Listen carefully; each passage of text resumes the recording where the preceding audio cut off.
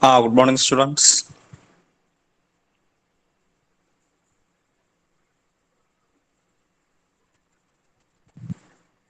Morning, sir.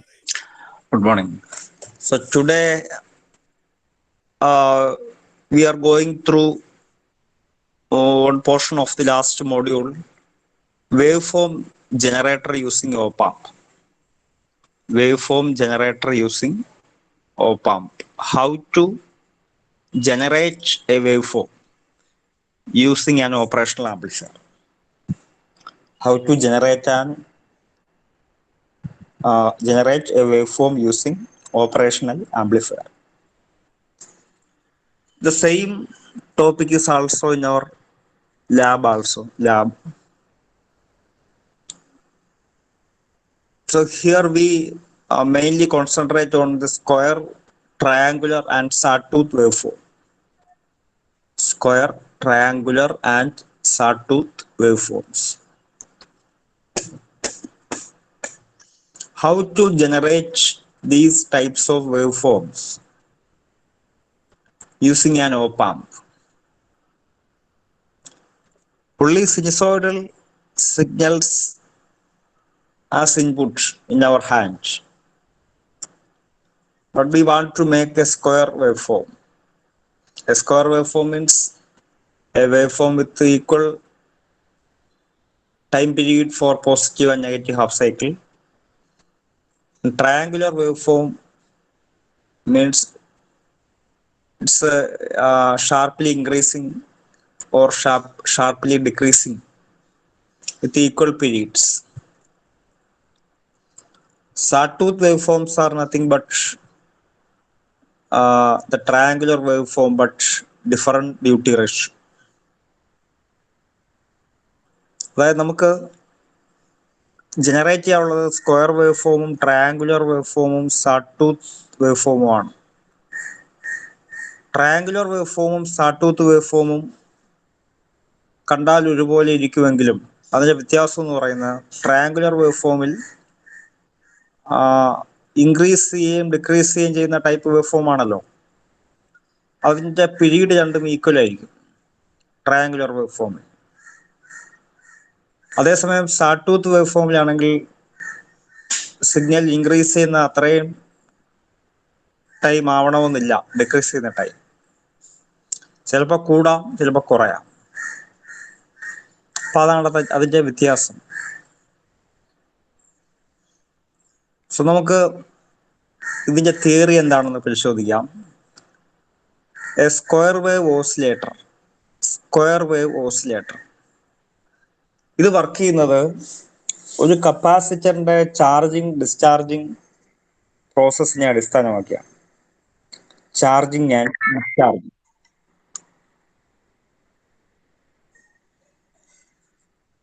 Capacitor charge ചെയ്യുന്നു, അതുപോലെ capacitor discharge ചെയ്യുന്നു. കപ്പാസിറ്ററിന്റെ ഒരു ബേസിക് പ്രോപ്പർട്ടിയാണത്. ഫുൾ ചാർജ് ചെയ്ത് കഴിഞ്ഞാൽ അതിനെപ്പോഴും ഡിസ്ചാർജ് ചെയ്യാനുള്ള ടെൻഡൻസി ഉണ്ട്. ഫുൾ ഡിസ്ചാർജ് ചെയ്ത് കഴിഞ്ഞാൽ അതിന് ചാർജ് ചെയ്യാനുള്ള ടെൻഡൻസി ഉണ്ട്. അപ്പോൾ ഓപ്പാമ്പിന്റെ ഫിഗറിലേക്ക് വരാം നമുക്ക്.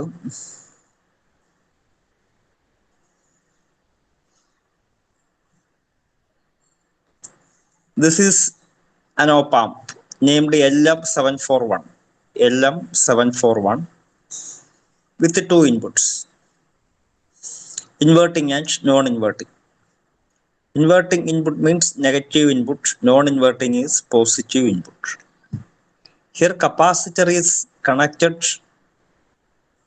to the inverting input or negative input, and the other side of the capacitor is grounded. കപ്പാസിറ്ററിന്റെ ഒരു സൈഡ് ഗ്രൗണ്ട് ചെയ്യുകയും മറ്റേ സൈഡ് നെഗറ്റീവ് ടെർമിനലിലേക്ക് കണക്ട് ചെയ്യുകയും ചെയ്തേക്കുന്നു. ഇവിടെ കപ്പാസിറ്ററിന്റെ വാല്യൂ കാണിച്ചിട്ടുണ്ട്. അതൊരു എക്സ്പെരിമെന്റ് ആയതുകൊണ്ടാണ് അങ്ങനെ വാല്യൂസ് എല്ലാം കൊടുത്തേക്കുന്നത്. അപ്പൊ ആദ്യം എന്താ സംഭവിക്കുന്നതെന്ന് വെച്ചാൽ കപ്പാസിറ്റർ ആദ്യം ചാർജ് ചെയ്യാൻ തുടങ്ങും. First process is since assume that A capacitor is uncharged. Capacitor uncharged ആയിട്ടുള്ള ഒരു കപ്പാസിറ്റർ ആണ് കണക്ട് ചെയ്യുന്നത്. അത് ആദ്യം ചാർജ് ചെയ്യാൻ തുടങ്ങും. അപ്പൊ ഇത് എവിടെ നിന്നാണ് ഇതിന്റെ ചാർജ് സ്വീകരിക്കുന്നത്? ഈ കപ്പാസിറ്റർ എവിടെ നിന്നാണ് ചാർജ് സ്വീകരിക്കുന്നത്? അപ്പം കപ്പാസിറ്റർ തൊട്ടടുത്ത് എവിടെയെങ്കിലും ഒരു സോഴ്സ് ഉണ്ടോ എന്ന് അന്വേഷിക്കും. അല്ലെങ്കിൽ അതെവിടെ നിന്നാണോ കിട്ടാൻ സാധ്യതയുള്ള അവിടുന്ന് ഈ കപ്പാസിറ്ററിലേക്ക് ചാർജിങ് എന്ന് പറയുന്ന പ്രോസസ്സ് നടക്കും. അപ്പൊ കപ്പാസിറ്റർ ഒരു റെസിസ്റ്റർ വഴി ഔട്ട്പുട്ടിലേക്ക് കണക്ട് ചെയ്തിട്ടുള്ളതായിട്ട് ഇതിനകത്ത് കാണാം. V0 എന്ന് പറയുന്ന ഔട്ട്പുട്ടിൽ നിന്നും R എന്ന് പറയുന്ന റെസിസ്റ്റർ വഴി മുകളിലൂടെ കപ്പാസിറ്ററിലേക്ക് കണക്ഷൻ ഉണ്ട്. And assume that V0 is in A high state ആയിട്ട് അസ്യൂം ചെയ്യുക. അല്ലെങ്കിൽ VSAT, സാച്ചുറേഷൻ വോൾട്ടേജ്. അതാണ് ഈ ഗ്രാഫിൽ കാണുന്ന താഴെ കാണുന്ന ബ്ലൂ കളറിലുള്ള സ്ക്വയർ വേവ് ഷേപ്പിലുള്ള ഒരു ഗ്രാഫ്. അതിന്റെ സ്റ്റാർട്ടിംഗ് ടൈമിൽ ഔട്ട്പുട്ട് വോൾട്ടേജ് VSAT-ലാണ്. VSAT is the higher state, saturation voltage higher state. T1 എന്ന് പറയുന്ന ഒരു ഡ്യൂറേഷനിൽ T1, അല്ലെങ്കിൽ അത് സ്റ്റാർട്ടിങ് മുതൽ ഹൈ ആണെന്ന് അസ്യൂം ചെയ്യുക. അപ്പൊ അങ്ങനെ ആകുമ്പോഴത്തേക്ക് ഈ V0-യിൽ നിന്ന്, V0 ഹൈ സ്റ്റേറ്റിലാണല്ലോ, അപ്പം സ്വാഭാവികമായിട്ടും ഹൈ സ്റ്റേറ്റിൽ നിന്ന് ലോ സ്റ്റേറ്റിലേക്കാണല്ലോ കറണ്ടിന്റെ ഫ്ലോ നടക്കുന്നത്. അപ്പൊ V0-യിൽ നിന്ന് ഒരു പാർട്ട് കറണ്ട് ഈ റെസിസ്റ്ററിൽ കൂടെ, മുകളിലൂടെ റെസിസ്റ്ററിൽ കൂടെ അത് ഈ 2 എന്ന് പറയുന്ന ഈ പോയിന്റിലെത്തി. 2 എന്ന് പറയുന്ന ഓപ്പാമ്പിന്റെ ഇൻവേർട്ടിംഗ് ഇൻപുട്ട് 2. അപ്പൊ 2-ൽ എത്തിക്കഴിഞ്ഞാൽ ഇത് ഓപ്പാമ്പിനകത്തേക്ക് ഇത് കയറുന്നില്ല. കാരണം എന്തുകൊണ്ടാണ്? ഈ ഓപ്പാമ്പിന്റെ ഇൻപുട്ട് ഹൈ ഇംപിഡൻസ് ആണ്. High impedance is just like open circuit. Open circuit ആയതുകൊണ്ട് കറണ്ട് അങ്ങോട്ടേക്ക് കയറത്തില്ല. മറിച്ച് പിന്നെ എന്ത് ചെയ്യും? അത് നേരെ ഈ കപ്പാസിറ്ററിലേക്ക് പോകും. അപ്പൊ കപ്പാസിറ്റർ ചാർജ് ചെയ്യണം. കപ്പാസിറ്റർ പതുക്കെ ചാർജ് ചെയ്തുകൊണ്ടിരിക്കുന്നു. അപ്പൊ കപ്പാസിറ്റർ ചാർജ് ചെയ്യുന്ന ഗ്രാഫാണ് നിങ്ങൾ റൈറ്റ് സൈഡിൽ ടോപ്പിൽ കാണുന്നത്. Capacitor is charging from V2 എന്ന് പറയുന്ന ഒരു സ്റ്റേറ്റ് ഇരിക്കുവന്നിരിക്കട്ടെ. അത് ചാർജ് ചെയ്യുന്നു. ഈ ചാർജിങ്ങിന്റെ ഈ ഒരു ഗ്രാഫ് എന്ന് പറയുന്നത് സ്ട്രെയിറ്റ് ലൈൻ അല്ല. കണ്ടാ സ്ട്രെയിറ്റ് ലൈൻ ആയിട്ട് തോന്നുമെങ്കിലും ഇത് സ്ട്രെയിറ്റ് ലൈൻ അല്ല. ഇത് ഒരു തരം എക്സ്പോണൻഷ്യൽ ടൈപ്പ് ഷേപ്പാണ്. ഒരു കർവ്ഡ് ആയിട്ടുള്ള ഷേപ്പാണ്. അത് പതുക്കെ ചാർജ് ചെയ്ത് V1 എന്ന് പറയുന്ന പോയിന്റ് അറ്റൈൻ ചെയ്യുന്നിരിക്കട്ടെ. Suppose it attains V1 level. അപ്പൊ V1 എന്ന് പറയുന്ന ലെവൽ അറ്റൈൻ ചെയ്തപ്പോൾ എന്താ സംഭവിക്കുന്നത്? എപ്പോഴും ഇതൊരു കമ്പറേറ്റർ ആയിട്ടാണ് ഒരു ഓപ്പാമ്പ് ആക്ട് ചെയ്യുന്നതെന്ന് ഞാൻ പറഞ്ഞിട്ടുണ്ട്. ഒരു കമ്പറേറ്റർ ആയിട്ടാണ്. കമ്പറേറ്റർ എന്ന് പറഞ്ഞാൽ എന്താണ്? അതിന്റെ ഇൻപുട്സിനെ കമ്പയർ ചെയ്യുന്നു. ഇൻപുട്സിനെ എപ്പോഴും കമ്പയർ ചെയ്തുകൊണ്ടിരിക്കും. ഏത് ഇൻപുട്ടാണോ മറ്റേ ഇൻപുട്ടിനെ അപേക്ഷിച്ച് ഓവർടേക്ക് ചെയ്യുന്നത്, അപ്പം ഔട്ട്പുട്ടിന്റെ സ്റ്റേറ്റ് മാറും. അപ്പൊ output already positive, high positive V saturation ലെവലിൽ നിൽക്കുവാണ്. നോൺ ഇൻവേർട്ടിങ്, അതായത് 3 എന്ന് പറയുന്ന ആ ഇൻപുട്ടിൽ ഒരു പർട്ടിക്കുലർ വോൾട്ടേജ് ഉണ്ട്. അത് VF എന്ന് പറയുന്ന വോൾട്ടേജ് ആണ്. VF is the feedback voltage. Feedback voltage ആണ് VF. ആ VF-ലാണ് അത് നിൽക്കുന്നത്. അപ്പോഴാണ് ഇവിടുന്ന് പതുക്കെ ഈ കപ്പാസിറ്റർ ചാർജ് ചെയ്ത് V1 എന്ന് പറയുന്ന സ്റ്റേജിലെത്തുന്നു. V1. ഈ V1 എന്ന് പറയുന്ന സ്റ്റേറ്റും ഈ VF എന്ന് പറയുന്നത് രണ്ടും ഈക്വൽ ആയിട്ട് എടുക്കുക. VF is same as V1 എന്നിരിക്കട്ടെ. അങ്ങനെയാണെങ്കിൽ എന്ത് പറ്റും? രണ്ടും ഈക്വലായി. ഓപ്പാമ്പിന്റെ രണ്ട് ഇൻപുട്ടും ഈക്വൽ ആകുമ്പോൾ അപ്പോഴത്തേക്ക് ഔട്ട്പുട്ട് ചേഞ്ച് ചെയ്യാൻ തുടങ്ങും. ഔട്ട്പുട്ട് ചേഞ്ച് ഇൻസ്റ്റന്റേനിയസ് ചേഞ്ച് ആണ്. അതാണ് പ്ലസ് VSAT എന്നുള്ളത്. ആ V1-ൽ എത്തിക്കഴിയുമ്പോൾ ഔട്ട്പുട്ട് പെട്ടെന്ന് ചേഞ്ച് ചെയ്ത് മൈനസ് VSAT-ലേക്ക് മാറും.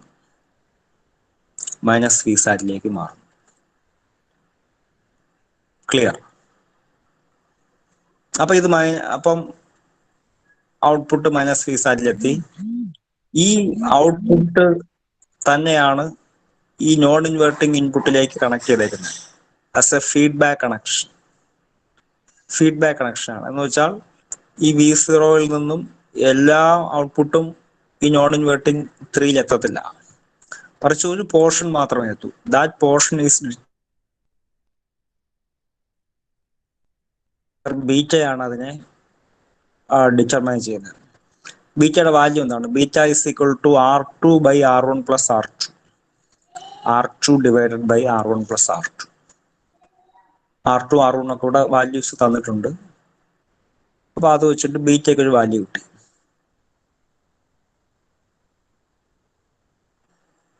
അപ്പൊ ഔട്ട്പുട്ട് പ്ലസ് വിസാറ്റിൽ നിന്ന് മൈനസ് വിസാറ്റ് ആയപ്പോഴത്തേക്ക് ആ മൈനസ് വിസാറ്റിന്റെ ഒരു പോർഷനാണ് ഇവിടെ എത്തുന്നത്. അത് V2 എന്നിരിക്കട്ടെ, V2. ആ ഫീഡ്ബാക്ക് വോൾട്ടേജ് V2 ആണെന്നിരിക്കട്ടെ, V2 ആണ്. അപ്പൊ മുകളിൽ എന്ത് സംഭവിച്ചു? മുകളിൽ V1 എത്തി, നമുക്കറിയാം V1 എത്തി എന്നറിയാം. 2-ല് V1 എന്ന് പറയുന്ന വാല്യൂ എത്തി. ആ സമയം V0 സ്റ്റേറ്റ് ചേഞ്ച് ചെയ്തു. അപ്പം അവിടെ എന്താ സംഭവിക്കുന്നത്? നേരത്തെ അല്ല, കപ്പാസിറ്റർ ആദ്യത്തെ പ്രോസസ്സിൽ ചാർജിങ് നടന്നുകൊണ്ടിരുന്നത്, ചാർജിങ് ആണ് നടന്നുകൊണ്ടിരുന്നത്.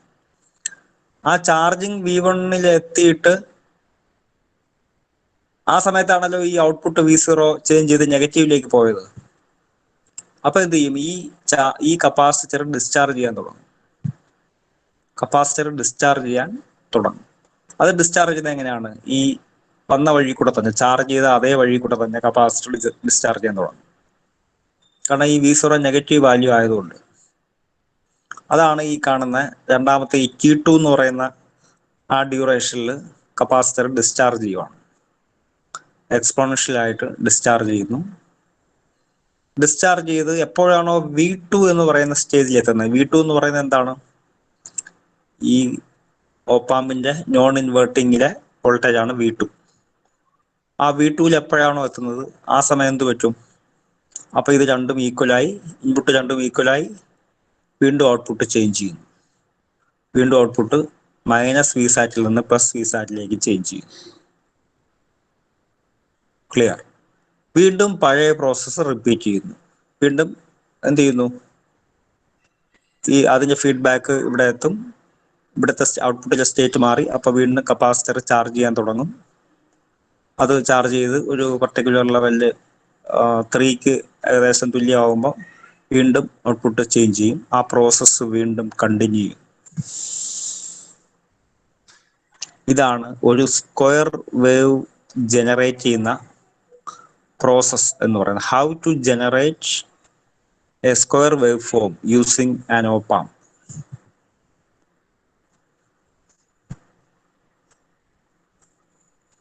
ഇത് നിങ്ങൾക്ക് വ്യക്തമാണോ?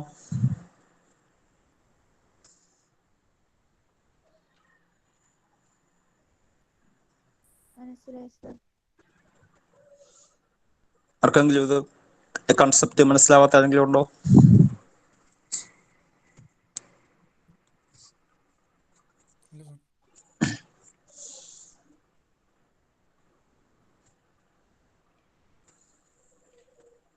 അപ്പൊ ഇങ്ങനെയാണ് സ്ക്വയർ വേവ് ഫോം ജനറേറ്റ് ചെയ്യുന്ന ആ പ്രോസസ്. അപ്പൊ നിങ്ങൾ ഇതൊരു ലാബ് എക്സ്പെരിമെന്റ് ആയിട്ട് ആണ് കൊടുത്തെങ്കിൽ നിങ്ങൾക്ക് ഇത് തന്നെ, നിങ്ങൾക്ക് എക്സാമിനും ഇത് തന്നെ എഴുതാം. അതിന്റെ ഡിസ്കഷൻ, അതിന്റെ നോട്ട് ഇതാണ്, ഇത് എഴുതാം. ടൈം പീരീഡിന്റെ എക്സ്പ്രഷൻ എന്ന് പറയുന്നത് 2RC, T is equal to 2RC log 1 plus beta by 1 minus beta. 2RC log 1 plus beta by 1 minus beta. Beta എന്താണ്? Feedback fraction. ആറും സിയും എന്താണ്? ഇവിടെ R എന്ന് പറയുന്നത് ഫീഡ്ബാക്ക് റെസിസ്റ്റർ, C ഇൻപുട്ടിലെ കപ്പാസിറ്റർ. അപ്പം 2RC natural logarithm of 1 plus beta by 1 minus beta. Beta എങ്ങനെ കിട്ടുന്ന? R2 by R1 plus R2 ആണ്.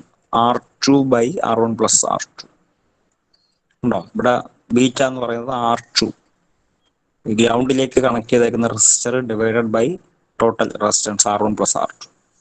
അതാണ് ഫീഡ്ബാക്ക് ഫാക്ടർ. അപ്പൊ ഇത് മൂന്നും നമുക്ക്, അപ്പം R1-ഉം R2-ഉം ആറും സിയും അറിയാമെങ്കിൽ, R1-ഉം R2-ഉം ആറും സിയും അറിയാമെങ്കിൽ നമുക്ക് time period is A total time for one cycle. Time period കണ്ടുപിടിക്കാം. ഇനി R1 is equal to R2 ആണെങ്കിൽ എന്താണ്? R1ഉം R2ഉം തുല്യമാണെങ്കിൽ ബീറ്റയുടെ വാല്യൂ എന്തായിട്ട് മാറും? ഹാഫ് ആയിട്ട് മാറും. 50% ഫീഡ്ബാക്ക് വരും അല്ലേ? 1/2 ആയിട്ട് മാറും അല്ലേ? R2/2R2 അല്ലെങ്കിൽ R1/2R1, that means 1/2, 0.5. Feedback ratio 0.5 ആയിട്ട് മാറും.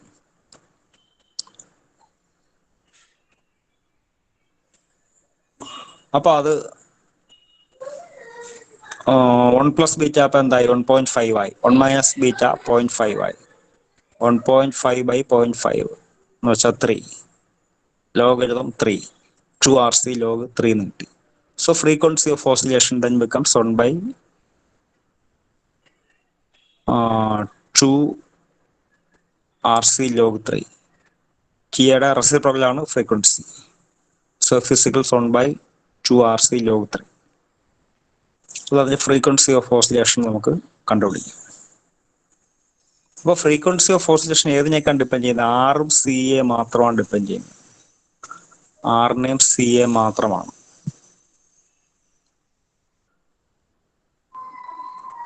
ഔട്ട്പുട്ട് സ്ക്വയർ വേവ് ഫോമിന്റെ ഫ്രീക്വൻസി എന്ന് പറയുന്നത് ആറിനെയും CA ആണ് ഡിപ്പെൻഡ് ചെയ്യുന്നത്. ഇനി ഒരു എക്സാമ്പിൾ നോക്കൂ. ഫ്രീക്വൻസി ഓഫ് ഓസിലേഷൻ 1 kHz എന്ന് തന്നിട്ടുണ്ട്. 1 kHz. 1000 Hz ആണ് ഫ്രീക്വൻസി ഓസിലേഷൻ. നമ്മൾ സ്ക്വയർ വേവ് ജനറേറ്റർ ഡിസൈൻ ചെയ്യുകയാണ്. ലാബിലും ഒക്കെ നമ്മൾ ചോദിക്കാറുണ്ട് design A square wave generator. Design എന്ന് പറഞ്ഞാൽ എന്താ ഉദ്ദേശിക്കുന്നത്? ആ എക്സ്പെരിമെന്റ് ചെയ്യാൻ ആവശ്യമായിട്ടുള്ള കമ്പോണൻസിന്റെ വാല്യൂ കണ്ടെത്തുക. അതാണ് ഡിസൈൻ എന്ന് പറയുന്നത്. അപ്പൊ നമ്മൾ ചില പാരാമീറ്റേഴ്സ് നമുക്ക് ആൾറെഡി തന്നേക്കും. അതിലൊന്നാണ് ഈ ഫ്രീക്വൻസി. 1000 Hz ഫ്രീക്വൻസി ഉണ്ടാവണം. പിന്നെ ബീറ്റ ഫീഡ്ബാക്ക് ഫാക്ടർ നമ്മൾ 0.5 എന്ന് നമ്മൾ എടുക്കുന്നു. അതൊക്കെ അങ്ങനെ കൺസിഡർ ചെയ്യുന്നു. എന്തുകൊണ്ടാലും എടുക്കാം. ഇവിടെ 0.5 ഒന്ന് എടുക്കുന്നു. R1ഉം R2ഉം ഫീഡ്ബാക്ക് 0.5 കിട്ടണമെങ്കിൽ രണ്ട് ഈക്വൽ ആയിരിക്കണമല്ലോ. നമ്മൾ നേരത്തെ പറഞ്ഞല്ലോ, R1ഉം R2ഉം ഈക്വൽ ആണെങ്കിൽ മാത്രമേ ഫീഡ്ബാക്ക് 0.5 കിട്ടൂ. So R1 R2 equal. We take it as 10K. That depends on the അതിൽ കൂടെ പാസ് ചെയ്യുന്ന കറണ്ടും ഒക്കെ കൺസിഡർ ചെയ്തുകൊണ്ട് പൊതുവെ നമ്മൾ 10K ആണ് എടുക്കുന്നത്. അതുകൊണ്ട് 10K എന്ന് എടുക്കും. ഫ്രീക്വൻസി എന്ന് പറയുന്നത് 1/2πRC log 3 ആണ്. അത് നേരത്തെ ഡിറൈവ് ചെയ്ത് വെച്ചിരുന്നു.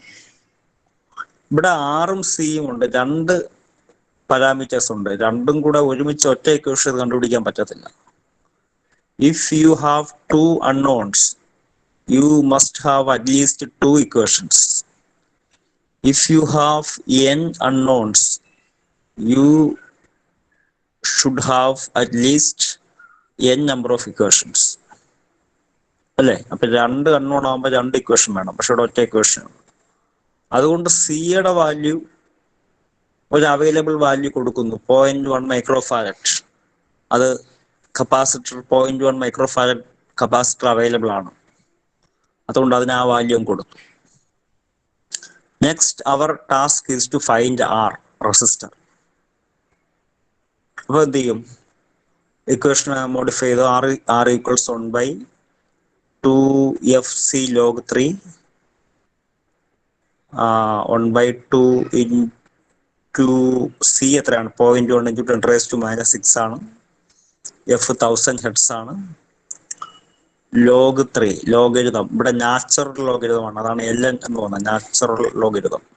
നാച്ചുറൽ ലോഗരിതത്തെ നമ്മൾ സ്റ്റാൻഡേർഡ് ലോഗരിതമാക്കി മാറ്റുന്നത് 2.303 വെച്ച് മൾട്ടിപ്ലൈ ചെയ്യണം. Logarithm of 3 to the base 10 കണ്ടുപിടിച്ചിട്ട് 2.303 വെച്ച് മൾട്ടിപ്ലൈ ചെയ്യുമ്പോൾ ആക്ച്വൽ ലോഗരിതം കിട്ടും. അങ്ങനെ ആറിന്റെ വാല്യൂ 4.55K എന്ന് കിട്ടി. 4.55K. അത് ഒരു സ്റ്റാൻഡേർഡ് വാല്യൂ അല്ല. എല്ലാ വാല്യൂവിനും സ്റ്റാൻഡേർഡ് റെസിസ്റ്റർ ഉണ്ടാക്കി വെച്ചിട്ടില്ല. ചില വാല്യൂസിന് മാത്രമേ റെസിസ്റ്റർ ഉണ്ടാക്കി വെച്ചിട്ടുള്ളൂ. അപ്പോൾ അതിന് ഏറ്റവും അടുത്തുള്ള വാല്യൂ സെലക്ട് ചെയ്യണം. So 4.7K is the standard value we select here, 4.7K. അപ്പൊ അങ്ങനെയാണ് അതിന്റെ ഡിസൈൻ വരുന്നത്. നിങ്ങൾക്ക് ഇതിന്റെ ഡിസൈനിൽ എന്തെങ്കിലും സംശയം ഉണ്ടോ?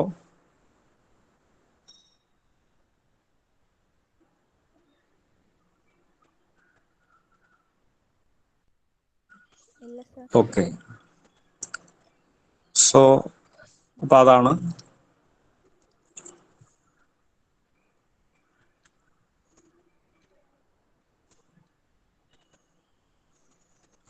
Next we move to the triangular oscillator, triangular wave oscillator. എങ്ങനെയാണ് ട്രയാങ്കുലർ വേവ് ഉണ്ടാക്കുന്നത്?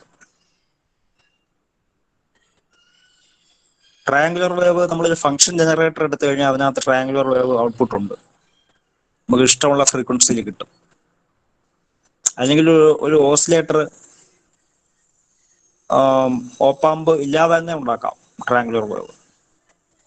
പക്ഷെ ഓപ്പാമ്പ് വെച്ചിട്ട് എങ്ങനെയാണ് ട്രയാങ്കുലർ വേവ് ഉണ്ടാക്കുന്നതെന്ന് വെച്ചാൽ അതിന്റെ അറേഞ്ച്മെന്റ് ആണ് ഇവിടെ പറയുന്നത്. ഇവിടെ 2 ഓപ്പാമ്പ് യൂസ് ചെയ്യുന്നു. അതിലെ ആദ്യത്തെ ഓപ്പാമ്പ് A1 ഒരു കംപറേറ്റർ ആയിട്ട് വർക്ക് ചെയ്യുന്നു, രണ്ടാമത്തെ ഓപ്പാമ്പ് ഒരു ഇന്റഗ്രേറ്റർ ആയിട്ട് വർക്ക് ചെയ്യുന്നു.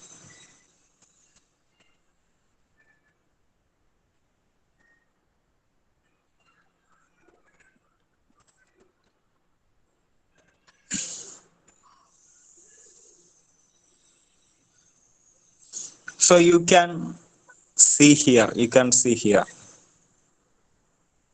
ഇതൊരു ട്രയാങ്കുലർ വേവ് ഫോം ജനറേറ്റ് ചെയ്യുന്ന സർക്യൂട്ടാണ്. 2 comparator A1 and A2, A1 and A2. ആദ്യത്തെ കംപറേറ്റർ എന്തായിട്ട് വർക്ക് ചെയ്യുന്നു ഞാൻ പറഞ്ഞു? കംപറേറ്റർ ആയിട്ട് വർക്ക് ചെയ്യുന്നു. കംപറേറ്റർ എന്ന് പറഞ്ഞാൽ എന്താണ്? 2 ഇൻപുട്ടുകളെ തമ്മിൽ കമ്പയർ ചെയ്യുന്നു. ഇവിടെ ഔട്ട്പുട്ട് എന്ന് പറയുന്നത് 6-ലാണ്. ആദ്യത്തെ ഓപ്പാമ്പിന്റെ ഔട്ട്പുട്ട് എവിടെയാണ്? 6-ലാണ് ആദ്യത്തെ ഓപ്പാമ്പിന്റെ ഔട്ട്പുട്ട്. അതെ, പിൻ നമ്പർ 6 ആണ്. രണ്ടാമത്തെ 6 തന്നെയാണ്. ആ 6-ൽ നിന്നാണ് ഒരു ഫീഡ്ബാക്ക് കൊടുക്കുന്നത്, R1 R2 വെച്ചിട്ട് 3 എന്ന് പറയുന്ന ഇൻപുട്ടിലേക്ക്, നോൺ ഇൻവേർട്ടിംഗ് ഇൻപുട്ടിലേക്ക്. അവിടെ ഒരു P എന്ന് പറയുന്ന പോയിന്റ് കാണിച്ചിട്ടുണ്ട്. ഇൻവേർട്ടിംഗ് ഇൻപുട്ട് അവിടെ ഗ്രൗണ്ട് ചെയ്തേക്കുവാണ്. അപ്പൊ ആദ്യം എന്താ നടക്കുന്നത്? ആദ്യത്തെ പ്രോസസ് എന്തായിരിക്കും?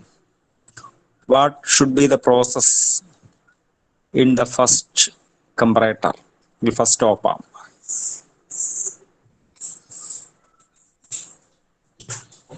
ആർക്ക് പറയാം?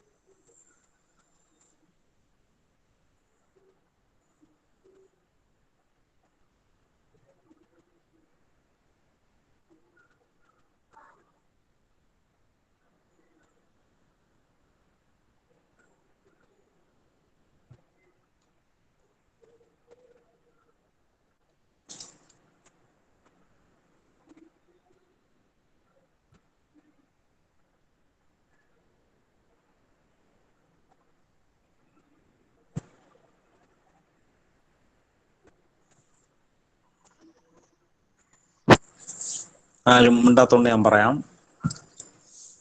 ആദ്യം നടക്കുന്ന പ്രോസസ്സ് കമ്പാരിസൺ ആണ്. കമ്പാരിസൺ. ഔട്ട്പുട്ട് ഒരു ഹൈ സ്റ്റേറ്റ് ആണ് എന്ന് അസ്യൂം ചെയ്യുക. ഇൻവേർട്ടിംഗ് ഇൻപുട്ട് 0 ആണ്, 0 ground potential. Output ground output high state ആയതുകൊണ്ട് അതിൽ നിന്ന് കിട്ടുന്ന ഫീഡ്ബാക്ക് അതും ഒരു ഹൈ സ്റ്റേറ്റ് ആയിരിക്കും, അതിൻ്റെ ഒരു പോർഷൻ ആയിരിക്കും, അത്രയേ ഉള്ളൂ. പിന്നെ ആ ഫീഡ്ബാക്ക് റെസിസ്റ്ററിലേക്ക് ആ പി എന്ന് പറയുന്ന പോയിന്റിലാണ് R1ഉം R2ഉം കണക്ട് ചെയ്തേക്കുന്നത്. അതിൽ R2 എന്ന് പറയുന്ന പോയിന്റ് കണക്ട് ചെയ്തേക്കുന്ന സെക്കൻഡ് ഓപ്പാമ്പിന്റെ ഔട്ട്പുട്ടിലേക്കാണ്. R2 കണക്ട് ചെയ്തേക്കുന്നത്. സെക്കൻഡ് ഓപ്പാമ്പിന്റെ ഔട്ട്പുട്ടാണ് ഇവിടെ താഴെ കാണുന്ന ആ ഒരു റെഡ് കളറിൽ, ഒരു റെഡ് ബ്രിക്ക് കളറിൽ കാണിച്ചേക്കുന്നത്. അതിൽ വാല്യൂ ഒരു റാമ്പ് വോൾട്ടേജ് ആണ്. അതിന്റെ വാല്യൂ ഇങ്ങനെ കുറഞ്ഞുകൊണ്ടിരിക്കുകയാണ്, നെഗറ്റീവ് ആയിക്കൊണ്ടിരിക്കുകയാണ്. അപ്പൊ ആ നെഗറ്റീവ് വാല്യൂ ആണ് ഇവിടേക്ക് ഫീഡ്ബാക്ക് ചെയ്യപ്പെട്ടു വരുന്നത്, ഇതിലേക്ക് ഫീഡ്ബാക്ക് ചെയ്യപ്പെട്ടു വരുന്നത്. അപ്പൊ എന്ത് സംഭവിക്കും? ഈ +3 ഫസ്റ്റ് ഓപ്പാമ്പിന്റെ നോൺ ഇൻവേർട്ടിംഗ് ഇൻപുട്ടിലെ വാല്യൂ പതുക്കെ കുറഞ്ഞു വരുന്നു. കാരണം ഈ ഫീഡ്ബാക്ക് ലാസ്റ്റ് ഔട്ട്പുട്ടിൽ നിന്ന് ഫീഡ്ബാക്ക് ചെയ്ത് വരുന്ന വാല്യൂ നെഗറ്റീവായിട്ട് കുറയുന്നതായതുകൊണ്ട് ഇവിടെ കുറഞ്ഞു വരുന്നു. കുറഞ്ഞു വരുമ്പോൾ ഒരു പർട്ടിക്കുലർ സമയം എത്തുമ്പോൾ ഇത് 0 ലെവലിലെത്തും. ഗ്രൗണ്ട് പൊട്ടൻഷ്യലെത്തും. അപ്പോൾ അത് 2 ആയിട്ട് ഈക്വൽ ആയിട്ട് വരും. ഈ ആദ്യത്തെ ഇൻവേർട്ടിംഗ് ഇൻപുട്ടുമായിട്ട് ഈക്വൽ ആയിട്ട് വരും. ഇൻവേർട്ടിംഗ് ഇൻപുട്ട് ഗ്രൗണ്ടിലല്ലേ, അപ്പൊ അത് രണ്ടും ഈക്വൽ ആയിട്ട് വരും. അപ്പൊ ആ സ്റ്റേറ്റ് എന്താ സംഭവിക്കുന്നത്? ആ സ്റ്റേറ്റിൽ ഈ ഫസ്റ്റ് ഓപ്പാമ്പിന്റെ ഔട്ട്പുട്ട് സ്വിച്ച് ചെയ്യും, ഔട്ട്പുട്ട് ചേഞ്ച് ചെയ്യും.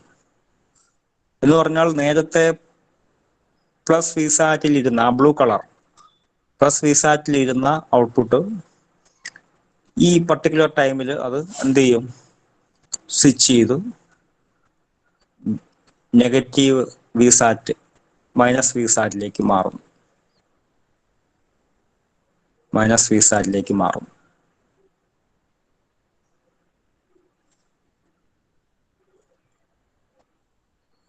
ഇത്രയും ക്ലിയർ ആയോ?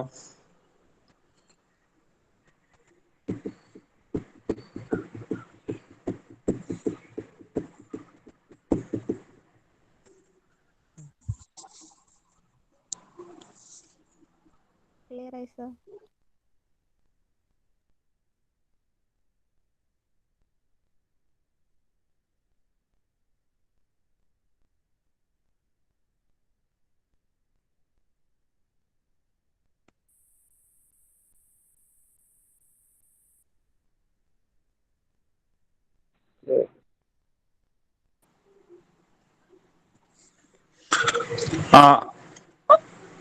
അതായത് ഒന്നുകൂടെ പറയാം.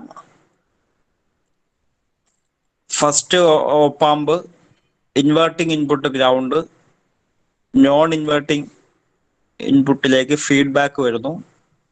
ആ ഫീഡ്ബാക്ക് എന്ന് പറയുന്നത് ഈ രണ്ടാമത്തെ ഔട്ട്പുട്ടിൽ നിന്നാണ് അത് വരുന്നത്. അവിടെ നിന്നും വരുന്നുണ്ട്, ആദ്യത്തെ ഔട്ട്പുട്ടിൽ നിന്നും വരുന്നുണ്ട്. രണ്ടാമത്തെ ഔട്ട്പുട്ടിൽ നിന്ന് വരുന്നത് ഒരു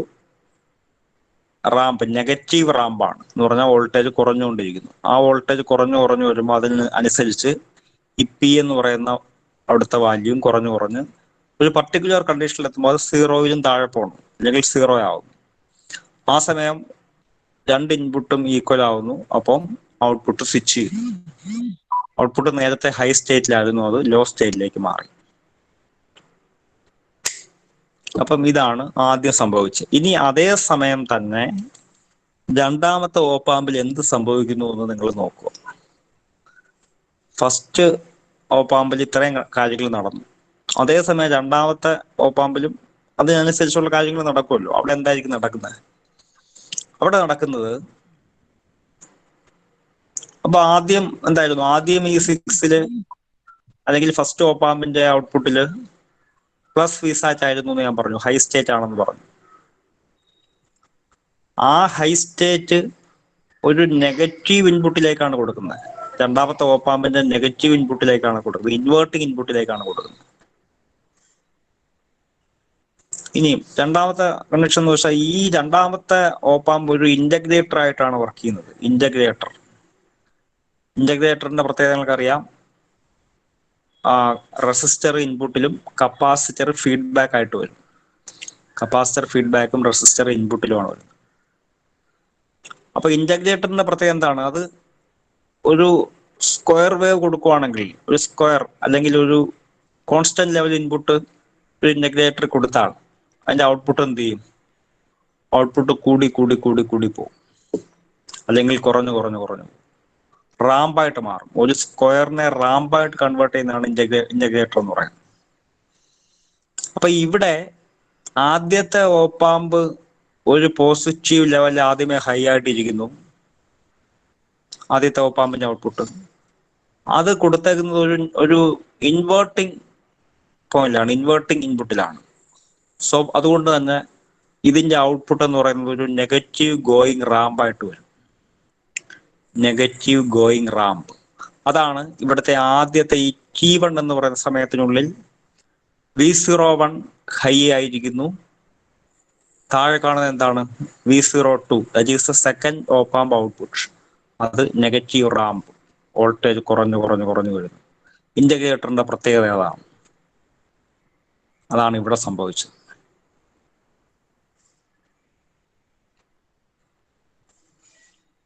ഇനി അപ്പൊ ആ ഫസ്റ്റ് സ്റ്റേജ് കഴിഞ്ഞു, അതായത് T1 എന്ന് പറഞ്ഞ ആ സമയം കഴിഞ്ഞു. ഇനി നമ്മൾ ഇനി ചിന്തിക്കാൻ പോണത് T1 to T2 എന്ന് പറയുന്ന ആ സമയമാണ്. T1 to T2 ആ സമയത്ത് എന്താ നടക്കുന്നത്?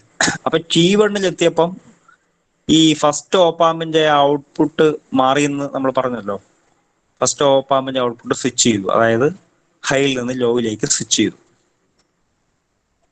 അപ്പൊ ഇവിടെ സ്വിച്ചിങ് നടന്നാണ് സ്വാഭാവികമായിട്ടും അതേ സമയത്ത് ഈ സെക്കൻഡ് ഓപ്പാമ്പിലും അതിന്റെ റിസൾട്ട് ഉണ്ടാവും.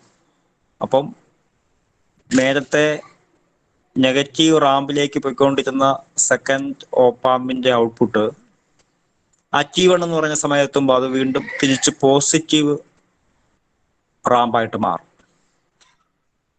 കാരണം ഇവിടുത്തെ ഇൻപുട്ടിനെ ഡിപ്പെൻഡ് ചെയ്താണല്ലോ ഔട്ട്പുട്ട് ഇരിക്കുന്നത്. അപ്പൊ ഇൻപുട്ടിൽ സ്റ്റേറ്റ് ചേഞ്ച് ചെയ്താൽ സ്വാഭാവികമായിട്ടും ഔട്ട്പുട്ടിലും സ്റ്റേറ്റ് ചേഞ്ച് ചെയ്യും. അപ്പൊ T1 to T2 ആ സമയത്ത് ഫസ്റ്റ് ഓപ്പാമ്പിന്റെ ഔട്ട്പുട്ട് നെഗറ്റീവിലേക്ക് മാറിയപ്പോൾ, അല്ലെങ്കിൽ സെക്കൻഡ് ഓപ്പാമ്പിന്റെ ഇൻപുട്ട്, ഫസ്റ്റ് ഓപ്പാമ്പിന്റെ ഔട്ട്പുട്ട് ഈ same as the input of second op amp, അത് താഴ്ന്ന ലെവലിലേക്ക് എത്തിയപ്പോൾ അതിന്റെ സെക്കൻഡ് ഓപ്പാമ്പിന്റെ ഔട്ട്പുട്ടും ചേഞ്ച് ചെയ്തു. നെഗറ്റീവ് റാമ്പ് എന്ന് പറഞ്ഞ പോസിറ്റീവ് റാമ്പായിട്ട് മാറി. അത് ഇന്റഗ്രേറ്ററിന്റെ പ്രത്യേകതയാണ്. അതങ്ങനെ കണ്ടിന്യൂ ചെയ്ത് പോണു. പിന്നെ ഞാൻ നേരത്തെ പറഞ്ഞ പോലെ ഈ അപ്പൊ അതനുസരിച്ച് അതിന്റെ ഫീഡ്ബാക്കും VO2 അതിന്റെ ഫീഡ്ബാക്കും ഇപ്പൊ പോസിറ്റീവ് റാമ്പാണ്, ആ ഫീഡ്ബാക്ക് തിരിച്ച് ഇങ്ങോട്ട് വരുന്നു. അത് കൂടി കൂടി കൂടി കൂടി പോണു. അപ്പൊ അത് കൂടി എപ്പോഴാണോ ഈ ഗ്രൗണ്ടിന്റെ ഈക്വൽ ആവുന്നത്, അപ്പൊ വീണ്ടും ഔട്ട്പുട്ട് ചേഞ്ച് ചെയ്യുന്നു. വീണ്ടും പഴയ പോലെ കാര്യങ്ങൾ മുമ്പോട്ട് പോകും. അപ്പൊ ഒരു സ്റ്റേജ് നിങ്ങൾ പഠിച്ചു കഴിഞ്ഞാൽ പിന്നെ അതിന്റെ റെപ്പറ്റേഷനാണ് ബാക്കിയല്ല. അങ്ങനെ വേണം നമ്മളിതിനെ മനസ്സിലാക്കാൻ.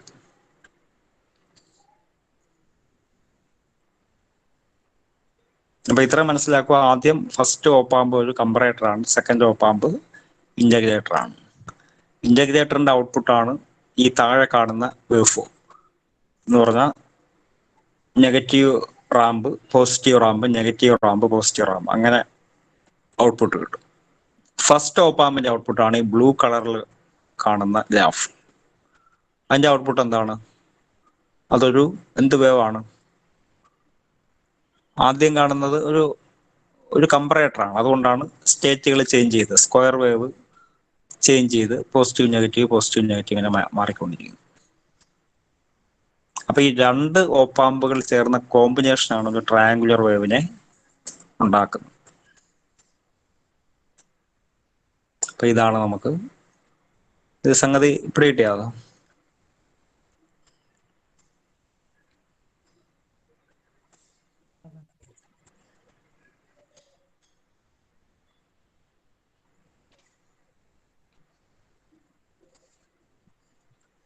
അതിൻ്റെ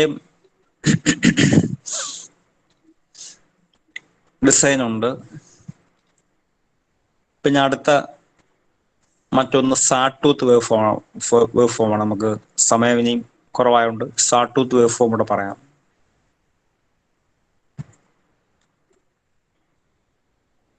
സാട്ടൂത്ത് വേവ് ഫോം എന്താണ്? സാട്ടൂത്ത് വേവ് ഫോമും ഒരു ട്രയാങ്കുലർ വേവ് ഫോം എന്താണ്? ഞാൻ നേരത്തെ പറഞ്ഞതാണ്. ഒരു ട്രയാങ്കുലർ വേവ് ഫോമിന്റെ റൈസ് ടൈമും ഫാൾ ടൈമും ഈക്വൽ ആണ്. റൈസ് ടൈമും ഫോൾ ടൈമും ഈക്വൽ ആണ്. ട്രയാങ്കുലർ ഷേപ്പ് അറിയാമല്ലോ, റാം ഷേപ്പാണ്. ഇൻക്രീസ് ചെയ്യുന്നു, ഡിക്രീസ് ചെയ്യുന്നു, അങ്ങനെ. അപ്പൊ ഇൻക്രീസ് ചെയ്യാൻ എടുക്കുന്ന ടൈം, അതായത് rise time of the triangular wave is equal to its fall time. Decrease ചെയ്യുന്ന ടൈം ഈക്വൽ ആണ്. That is triangular. പക്ഷെ സാട്ടൂത്ത് വേവ് ഫോമിന് അങ്ങനെയല്ല. റൈസ് ടൈം ചിലപ്പോൾ ഹൈ ആയിരിക്കാം as compared to fall time, അല്ലെങ്കിൽ തിരിച്ചു വരാം, റൈസ് ടൈം ലോ ആയിരിക്കാം as compared to fall time. അപ്പൊ എങ്ങനെയാണ് ഒരു ട്രയാങ്കുലർ വേവ് ഫോമിനെ ഒരു സാട്ടൂത്ത് വേവ് ഫോമായിട്ട് കൺവേർട്ട് ചെയ്യുന്നത്? അതാണ് ഇമ്പോർട്ടൻറ്റ്. അപ്പൊ ഇവിടെ സർക്യൂട്ടിൽ വലിയ വ്യത്യാസമില്ല ഇത് രണ്ടും തമ്മിൽ. ട്രയാങ്കുലറും സാട്ടൂത്ത് തമ്മിൽ വലിയ വ്യത്യാസം ഇല്ല. ആ വ്യത്യാസം എന്താണെന്ന് ഞാനിവിടെ ഈ ഡയഗ്രാം കാണിച്ച് പറഞ്ഞുതരാം. ഇവിടുത്തെ വ്യത്യാസം എന്ന് പറയുന്നത് മറ്റേ എല്ലാ സെയിം തന്നെയാണ്. ഇവിടെ ഒരു വ്യത്യാസമുള്ളത്, രണ്ടാമത്തെ ഓപ്പാമ്പിന്റെ നോൺ ഇൻവേർട്ടിംഗ് ഇൻപുട്ട്, അതിലേക്ക് ഒരു വേരിയബിൾ ഡി സി കൊടുക്കുവാണ്. വേരിയബിൾ ഡി സി കൊടുക്കും. തൊട്ട് മുമ്പ് എന്തായിരുന്നു ഉള്ളത്? അത് ഗ്രൗണ്ട് ചെയ്തേക്കുമായിരുന്നു. ആ ഗ്രൗണ്ട് ചെയ്ത സ്ഥാനത്ത് ഇവിടെ എന്ത് ചെയ്തു? ഇവിടെ ഒരു വേരിയബിൾ ഡി സി കൊടുത്തു. വേരിയബിൾ ഡി സി എന്ന് പറഞ്ഞാൽ +12 വോൾട്ട് മുതൽ -12 വോൾട്ട് വരെ വേരിയേഷൻ. അപ്പൊ ഈ +12ന്റെ -12ന്റെ മിഡിൽ വാല്യൂ എന്ന് പറഞ്ഞാൽ എത്രയാണ്? 0 ആണ്. മിഡിൽ വാല്യൂ 0 ആണ്. അപ്പൊ ഈ റെസിസ്റ്റർ, ഈ വേരിയബിൾ റെസിസ്റ്റർ, നമ്മൾ അതിനെ പൊട്ടൻഷ്യോമീറ്റർ എന്നാണ് പറയുന്നത്. ഈ പൊട്ടൻഷ്യോമീറ്റർ എക്സാക്ട്ലി മിഡിലിൽ കൊണ്ടുവച്ചാൽ അതിന്റെ അർത്ഥം ഇവിടെ 0 വോൾട്ടേജ് എന്നാണ്, പറഞ്ഞാൽ ഗ്രൗണ്ട് വോൾട്ടേജ്. അതാണ് ഈ സർക്യൂട്ടാണ് സെയിം ഗ്രൗണ്ടായി. അപ്പൊ അങ്ങനെ ഗ്രൗണ്ട് ആവുമ്പം ഇവിടെ കിട്ടുന്ന ഔട്ട്പുട്ട് സ്ക്വയർ വേവ് ഫോം ആയിരിക്കും. പക്ഷേ ഇവിടെ വേരിയബിൾ ആണ്, നമുക്ക് ഇഷ്ടമുള്ളത് ഇതിൽ കൊണ്ടുവെക്കാം. അപ്പൊ നമ്മൾ ഇതിനെ വേണമെങ്കിൽ ഇതിന്റെ പോസിറ്റീവ് സൈഡിലേക്ക് കൊണ്ടുപോകാം, അല്ലെങ്കിൽ ഇതിന്റെ നെഗറ്റീവ് സൈഡിലേക്ക് കൊണ്ടുപോകാം. അപ്പൊ അങ്ങനെ മാറ്റുന്നതിനനുസരിച്ച് ഈ വേവ് ഫോമിന്റെ, ഈ ബ്ലൂ കളറിൽ കാണുന്ന ആ വേവ് ഫോമിന്റെ ഇത് മാറും. അതിന്റെ ടൈം പീരീഡ് മാറും. ഇപ്പൊ ഇവിടെ പോസിറ്റീവ് പോർഷൻ കുറവും നെഗറ്റീവ് പോർഷൻ കൂടുതലുമാണ്, അല്ലേ? ഇത് ഏതോ ഒരു ഭാഗത്തേക്ക് പോകുന്നതുകൊണ്ടാണ്. തിരിച്ച് ഇത് വേറൊരു ഭാഗത്തേക്ക് പോകുമ്പോൾ ഇതിന്റെ പോസിറ്റീവ് ഭാഗം കൂടുതലും നെഗറ്റീവ് ഭാഗം കുറവുമായിരിക്കും. ഡ്യൂട്ടി റേഷ്യോ വ്യത്യാസപ്പെടും. ഡ്യൂട്ടി റേഷ്യോ എന്ന് പറഞ്ഞാൽ എന്താണ്? T1/T1 + T2, on time by total time. ഇതാണ് ഡ്യൂട്ടി റേഷ്യോ. അപ്പൊ ഇവിടുത്തെ ഈ പൊട്ടൻഷ്യോമീറ്റർ മാറ്റുന്നതിനനുസരിച്ച് നമുക്ക് ഈ വേവ് ഫോമിനെ വ്യത്യാസപ്പെടുത്താം. അപ്പം ഈ ബ്ലൂ കളറിൽ കാണുന്നത് ഫസ്റ്റ് ഓപ്പാമ്പിന്റെ ഔട്ട്പുട്ടാണ്. രണ്ടാമത്തേത് താഴെ കാണുന്ന റെഡ് ബ്രിക്ക് കളറിലുള്ളത് രണ്ടാമത്തെ ഓപ്പാമ്പിന്റെ ഔട്ട്പുട്ടാണ്. അപ്പൊ ഇവിടെ രണ്ടിന്റെയും പ്രോസസ്സ് സെയിം ആണ്, അല്ലേ? നിങ്ങൾ തൊട്ട് മുകളിൽ നോക്കൂ, അതും ഈ സെയിം പ്രോസസ്സ് തന്നെയാണ്. അവിടെ ഇത് VO1 ഹൈയിലിരിക്കുമ്പോൾ ഇത് നെഗറ്റീവ് റാമ്പ്. ഇവിടെ അതുപോലെ തന്നെ VO1 ഹൈ ആയിരിക്കുമ്പോൾ നെഗറ്റീവ് റാമ്പാണ്. VO1 ലോ ആയിരിക്കുമ്പോൾ പോസിറ്റീവ് റാമ്പ്. പക്ഷെ വ്യത്യാസം ഈ ഓൺ ടൈം ഓഫ് ടൈം അത് മാത്രം വ്യത്യാസപ്പെട്ടു. അതിനനുസരിച്ച് ഇവിടെയും വ്യത്യാസപ്പെടുന്നു. അപ്പൊ this is a sawtooth wave form. Sawtooth wave ഫോമിന്റെ ഞാൻ പറഞ്ഞു, റൈസ് ടൈമും ഫോൾ ടൈമും ഈക്വൽ അല്ല. ടൈം വ്യത്യാസമുണ്ട്. റൈസ് ടൈം എപ്പോഴും ഒരുപോലെ ആയിരിക്കും. ഇപ്പോൾ ഒരു റൈസ് ടൈം ഒന്നും പിന്നെ വേറെ ഒരു റൈസ് ടൈം വേറെ ഒന്നും അങ്ങനെ ആവത്തില്ല. കാരണം നമ്മൾ ഈ വേരിയബിൾ റെസിസ്റ്റർ ഒരിടത്ത് കൊണ്ട് ഫിക്സ് ചെയ്ത് വെച്ചേക്കും, എവിടെയാണെങ്കിലും. അപ്പം റൈസ് ടൈം പിന്നെ ഒരു ചെറിയ ഫോൾ ടൈം, പിന്നെ വീണ്ടും റൈസ് ടൈം ചെറിയൊരു ഫോൾ ടൈം, അങ്ങനെ ഒരു സാർട്ട് ടൂത്ത് വേവ് ഫോം ജനറേറ്റ് ചെയ്യും.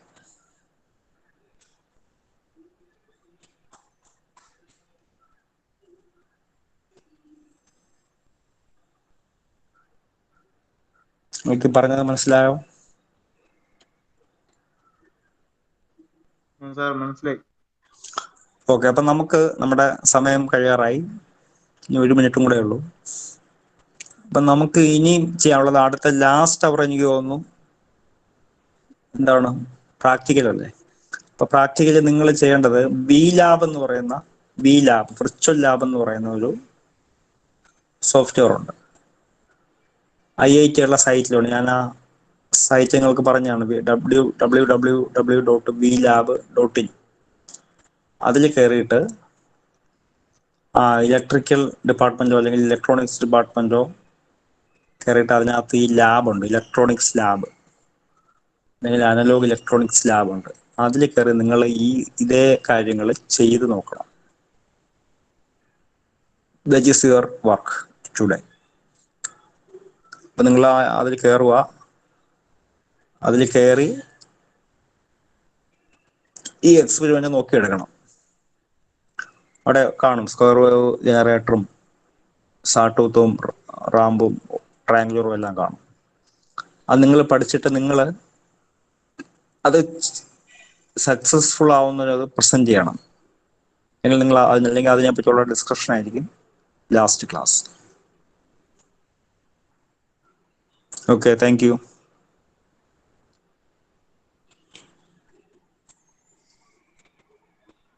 Thank you.